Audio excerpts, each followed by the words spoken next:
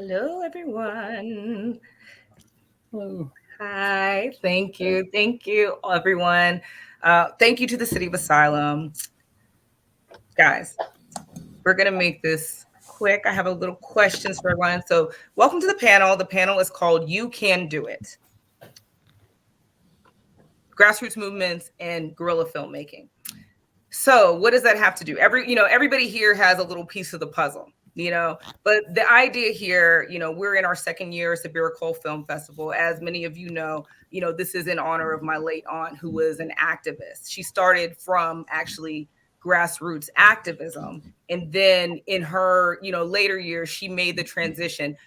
She felt that filmmaking was the most compact way to tell stories and get information out there after literally, we don't have to go into it, 30 years of it as an activist and different phases that she went through. So here we are. We're filmmakers. We're presenting new film, independent filmmaking, fresh voices. On the panel tonight, we've got Jesse Andrews, who is from Pittsburgh, Pennsylvania. He's a product of our city. Wonderful resume here. Me and Earl and the Dying Girl, cult classic. You may have seen it. It's actually in Amazon Prime. I would highly suggest you check it out. He is currently at PIXAR as a screenwriter. We will talk about that in a bit. We've got Piper from Detroit, Michigan. Her story is very fascinating as well. Piper is the most famous fashion photographer you never heard of. And she also made a pivot to become an activist. So that's why she's here. Lindsay. Shonathan from Los Angeles, California, feature filmmaker extraordinaire, telling creative Black stories. We're going to get into that, and we'll get into his resume as well. And we've got Stephen Haines, another local yokel like me from University of Pittsburgh. He's an archivist and a Microcinema producer, and I will let him explain to you what that means. So it's 7:35 by my time. We've only got a few minutes, so let's just, I'm going to ask a few questions, and you could tell me, and let's just try to keep it brief, like under 5 minutes. So Jesse. Hey. Hey. You're first on my list. You were actually originally a novelist, and you made a film that took place in Pittsburgh, and then you made the jump from novelist to screenwriter. Can you share with us, how did you make that transition? I imagine novelist is something that happened to you organically. You're an artist, creative person, but was it a big jump that you had to make to be a screenwriter? How did that happen? Did you take classes? Did you seek mentorship? Yeah, well, first of all, Ogechi, thanks so much for having me. And it's just such a pleasure to be here with everyone and to see those incredible films that we just got to see. So just thanks for that. Yeah, I often feel like I really parachuted into filmmaking in this kind of sideways way. Because, yeah, I grew up, watching film, but books were kind of what I wanted to do and what I wanted to write. The main character in my first book is a screenwriter, and so he writes a lot of the book in screenplay format. And I think essentially like a producer saw that on the page, was like, oh, if we wanted to adapt this book, maybe the author knows something about screenwriting. I, of course, did not. I was completely ignorant about it, and I just thought it looked kind of funny on the page that there was this like comedic quality to it, which, because I mean, at the same time, screenwriting does have to be in a visual way. It has to direct your kind of imagined experience of whatever you're reading, and do so pretty economically. And so it's got to be to the point. It's got to be economical. Anyway, so I ended up getting mentorship from this other screenwriter. His name was Dan Fogelman. He worked at PIXAR. He wrote, he's probably most famous for This Is Us, but he's done a bunch of other stuff, Crazy Stupid Love. He worked on Cars at PIXAR. And he just gave me a ton of screenplays to read, and there wasn't, that was kind of it. There were a lot of screenwriting manuals, I think, that one can do, but there's no replacement to me for watching a movie and then reading the movie and seeing, okay, where did that come from? What did the blueprint look like for the building that I just walked through? And so that was, I just did a lot of that and then wrote many terrible drafts. And I think that's my other part of the answer, is that there's also no substitute for just writing and rewriting and getting notes from people that you trust. And I was lucky enough to have some of those. That's wonderful. No, I appreciate you for saying that, because, you know, I teach at Bowie State. You know, I teach in the VCDMA. It's visual communications and digital media. So I teach like entry-level graphic designs, animation 1 and 2. And you know, a lot of my students, that's what their aspiration is. Their aspiration is to be like you at PIXAR and writing screenplays, and they don't know where to start. They ask me. You know, and I'm like, take a class, enter a contest. But yeah, exactly. There's no substitute. You heard it from the horse's mouth, guys. You know, trial and error and writing and rewriting and drafts and just doing it. I promise you didn't pay me to say that. That is organically what I got. No, I believe it. No, I totally appreciate that. So then was there, you know, a transition for you to go from writing and creating your own characters and developing them to developing other people's characters? So now you're dealing with characters that didn't originate with you. Yeah, it was a huge transition. And I mean, yeah, gosh. And also, yeah, how to make this a short answer, because it's like, there's so many parts to it. But PIXAR is this incredibly collaborative place. And it's kind of unusual in that you go to the studio and you spend a lot of time there. You meet with the director every day. You're in rooms whiteboarding and carding and then throwing stuff out and trying other stuff. And I think I don't know, if I had one simple takeaway from that, it's just that I see simultaneously why a studio like PIXAR has a really high batting average and tends to, you know, produce work that's of a pretty high quality, pretty consistently. And also why like no one does it that way, because it is so demanding. It's based on so much creative destruction. The movie is the tip of this iceberg, the vast, vast majority of which no one will ever see, because they put up the film and they rip it apart, and people are very kind, but they're unsparingly critical. And then you basically throw most of it out and you put it up again. You do this 7, 8, 9 times. And yeah, a lot of studios don't have the patience for that. A lot of filmmakers don't have like the wherewithal, the means for that. But if you can, that's, you know, the more you iterate on something, I think, the more you end up with the stuff that's the very best from that long, long process. So what you're describing is an intense process of critique. Does anybody ever have like a nervous breakdown? Yeah, I do. Like every day I go home and I'm like, I can't, not anymore. No, this is it. But then no, you know, you hang out with your partner, you watch some stuff, you pick yourself up. And it's also, I mean, the notes have to be, you know, that they come from a sincere place, they come from a well-meaning place, and that's just surrounding yourself with the right people, is the people who, you know, there's no agenda, they're saying what they feel and they're genuinely trying to help. And that's kind of the key. Thank you, Jesse. So thank you. Introduce Piper. I met Piper in New York City many years ago, and you know, we're friends. Actually, Piper, you know, to be true, you were kind of like a mentor to me.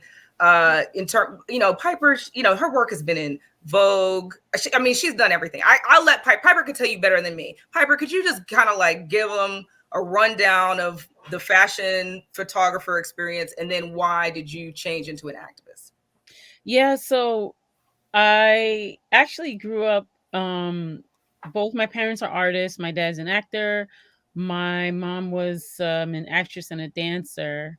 And so I grew up like in the arts, in the theater, arts family, that whole thing. My dad was in Hollywood too. So I spent my summers in LA, like immersed. You're a child actor. Yeah, yeah. And, you know, immersed in the Hollywood, you know, muckaruck. But so, you know, it was all like, and then in New York, as a youth, you know, just the theater, you know, the two coasts are, you know, at the time were very different.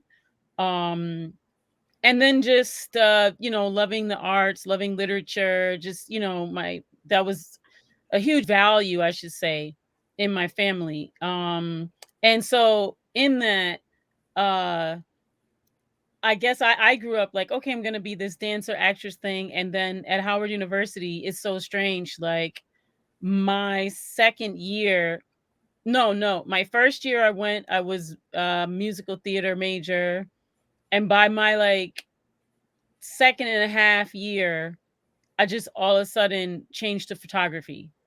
For no reason. Like I was completely depressed.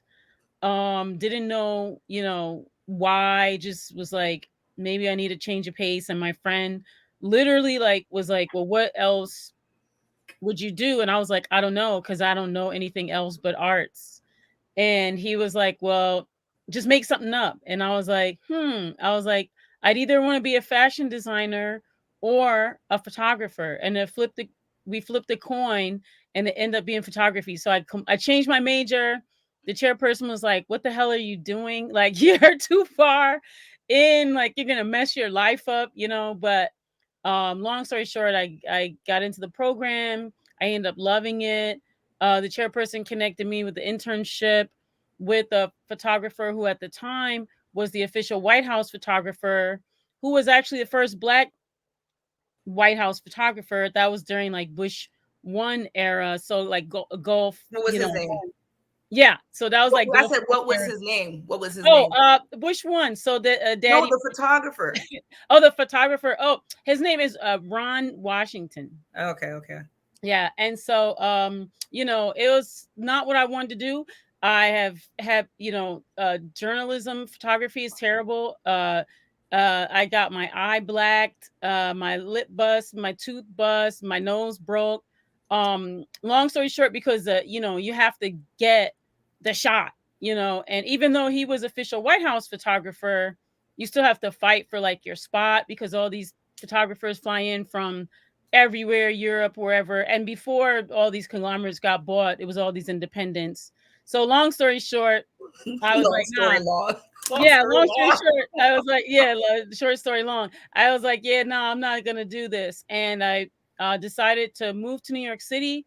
I knew a guy that was a member of security for Snoop Dogg, and he was like, you want to go on tour with Snoop Dogg? And I was like, hell yeah, because that was during the first album.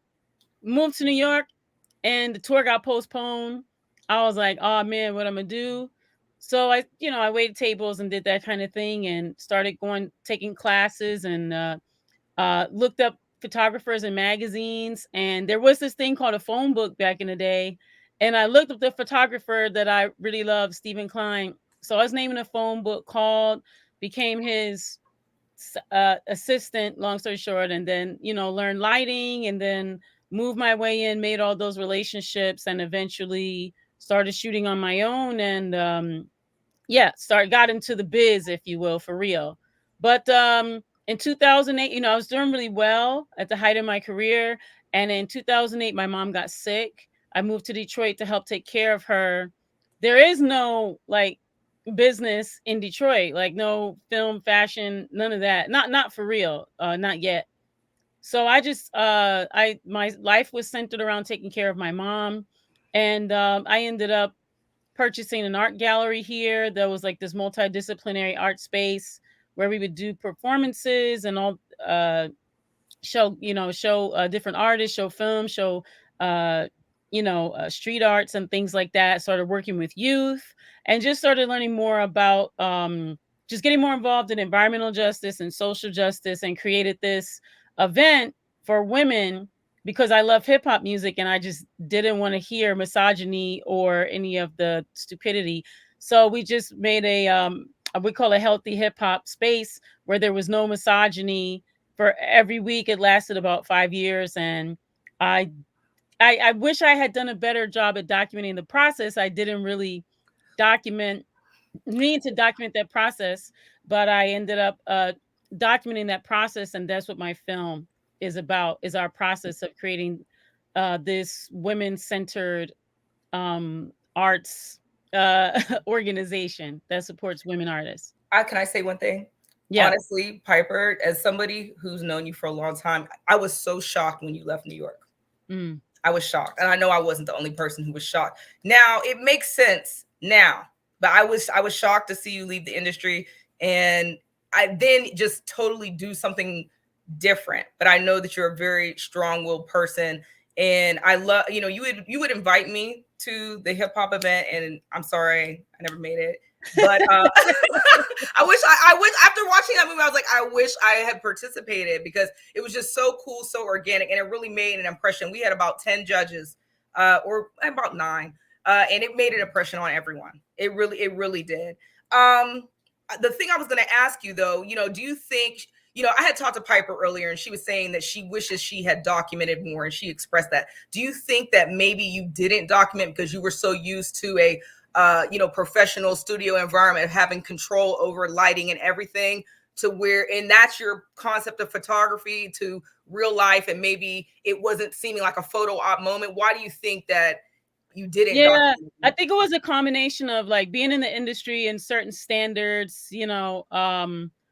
that had been, I guess, told to me, that I believed, that it was different at that time. The industry professional level standard was different about 15 years ago. It was not really acceptable to have an iPhone video, a professional. Now it's normal. Like Apple actually has whole iPhone film festivals, but I was just documenting stuff with my iPhone. I've had every version of iPhone, admittedly.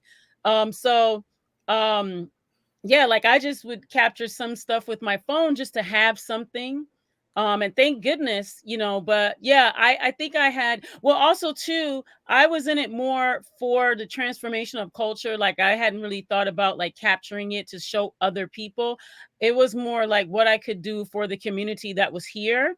So my mind wasn't even thinking about like, oh, let me film this thing. It was more like, oh, we're doing these workshops and things for youth. And I was also doing a lot of training programs, like training families and young people how to be entrepreneurs in the arts, because at that time, during the financial crisis, Detroit is the auto capital, and the whole auto industry had like crumbled. And so many people had lost their jobs and were just trying to figure out how to transition. And there's a lot of engineers here and smart people. So my mind was more like, how can I support like the local economy? How can I support the people? But I do wish, like, probably the biggest thing I could have done was like document it better, but honestly, who would have thought, who would have thought? The world has changed so much. Everything changed. Filmmaking went to the, everything that I went to school for and learned and pressed about is, little 15-year-old kids are doing it on TikTok with a push of a button. With just an app.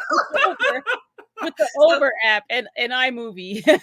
Right. So yeah, nobody could have seen any of this coming. We just roll with it. Thank you, Piper. I just want to get to Stephen before we leave. Stephen, can you please tell me a little bit about your work as a Microcinema producer, and how does the archiving play into that? Sure. Yeah. So Microcinemas, if for those unfamiliar with the term, it's really been a kind of in vogue term in I guess DIY and experimental and outside the mainstream media worlds since the 90s. Though the idea of a microcinema has existed for as long as movies have been around. So basically, a microcinema is just kind of a DIY movie exhibition, often in a non-traditional space, like Piper mentioned, the art gallery she bought, that happens in those kind of spaces a lot of times. So there's been a rich tradition of that in Pittsburgh. We've had some really, really important microcinemas here in the 90s and 2000s with Oregon Cinema and Jefferson Presents. And then there was some years there in 2010s where there wasn't a lot of activity in that I was seeing opportunities for seeing that kind of stuff in Pittsburgh. And I'm really into that kind of stuff. So people ask me what kind of movies I watch, and I say everything. And I mean that. Like I'm really, I watch stuff from, going back to the beginning of movies in the 1890s up to the present, the artiest films to the trashiest, you know. Are you sitting in an archive right now? Yeah. But yeah, so this is my, so I just started. When I say everything, that also includes, you know, stuff people don't usually think about when they think about movies. You know, like short films, a lot of different types of short films, home movies, educational films, industrial films, commercials, just whatever. I mean, you know, we're inundated with this kind of stuff these days with, you know, with TikTok and YouTube, all that. I think it's all fair game when talking about film, video, media, arts. I think they're all on an equal plane in terms of their importance. So yeah, I've started just saving this stuff. A lot of it from dumpsters, quite literally, or you know. So I call my my Microcinema project flea market films, which is really, you know, that's that's a reflection of where I started getting stuff from the flea market, and also just the variety. You find everything at the flea market, and I'm really interested in that jumble. So yeah, so this is my basement archive, you know, and I've got films, I've got weird video decks for formats that people haven't used in 30 years, and yeah, A collector, a true collector. Yeah. Full disclosure, Stephen actually was one of the judges this year at the film festival. I met Stephen. We put a call out for judges, and he responded. I Googled him, and he's pretty much got, it seems that he has ties to like almost every film festival in the city, which are many. So I was really excited to meet him, and it was great to have, you know, someone, a different, you know, somebody that I didn't previously know. So I really appreciated his input and his expertise, you know, and I would like to talk to him more. That's why I brought him. Well, thank you so much for having me. Yeah, it was a real pleasure to get to watch, because the process of having all these submissions and just watching blindly, to me, that is one of the most exhilarating things. You know, whether it's taking a stack of film canisters up to the projector to watch, and I have no idea what I'm going to see, or watching a bunch of submissions on film, Film Freeway. Film Freeway, that's it. Yeah, Film Freeway. I just love that, because you know, I love having no idea what I'm going to see, and then just seeing something that really blows me away. Mm-hmm. Fabulous. No, I would love to chat with you more, but we will. Oh yeah, Sean, definitely. thanks for, you made it. You know, Sean, tell us a little. Oh no, Sean, tell us a little bit about yourself. I think he might be able to hear me, but I know that Sean is another person. You know, he's kind of all city. I would consider Stephen all city because he knows so many people here. But Sean, you know, too bad he's having technical difficulties. But I met him in Los Angeles, and we did a film series. You know, we at the time, you know, I was fresh out of grad school, and I was hanging out with these other, you know, at that time I was consider myself an experimental filmmaker, and my thesis was all experimental films and performance art. And, you know, we were into weird movies like Ganja and Hess that, you know, Spike Lee remade and call it The Sweet Blood of Jesus. We were into all the weird experimental Black films that nobody cared about, the LA Rebellions, Julie Dash, Haile Garima, Jamal Fanaka. And the funny thing about LA, you know, those people are just walking around. So we'll like run into them. Can you come to our film screening? Yes, we'll come and speak. We're showing your film tonight. Can you come? Hey, why? So, you know, and that was my background with Sean. And I really wanted to, you know, him to be able to talk about his film he has with Slink Johnson, who played Black Jesus on Comedy Central. I think it's on Comedy Central, or is it Adult Swim?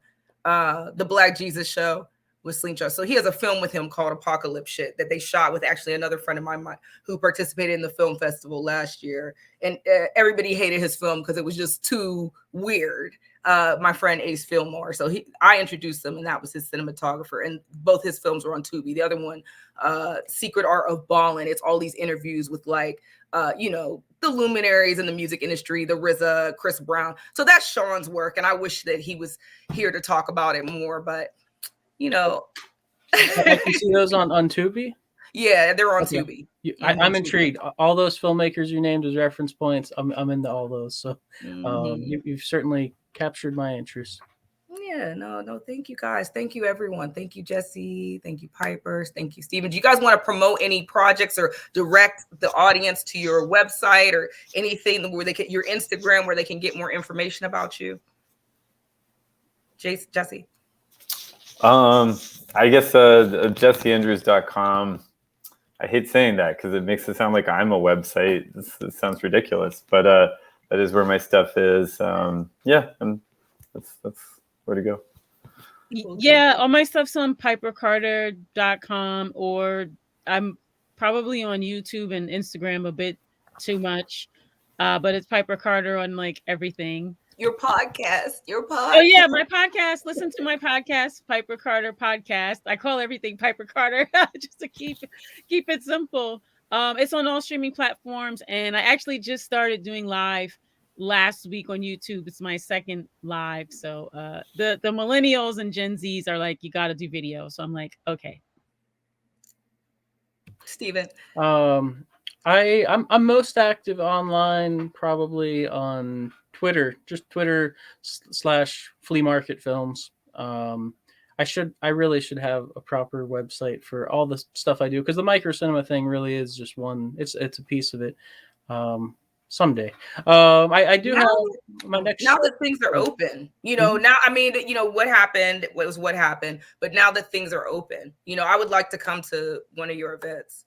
Cool. Yeah. Next one is First Fridays in for those in Pittsburgh, and know about Unblurred and over there in Garfield on Penn Avenue. I'll be there at the next First Friday. I think that's December 3rd at 5120 Penn Avenue.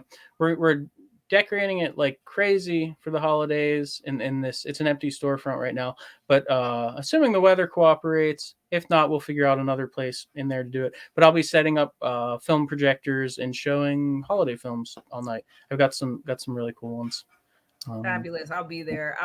And then I just want to invite everybody to our holiday party at the Warhol.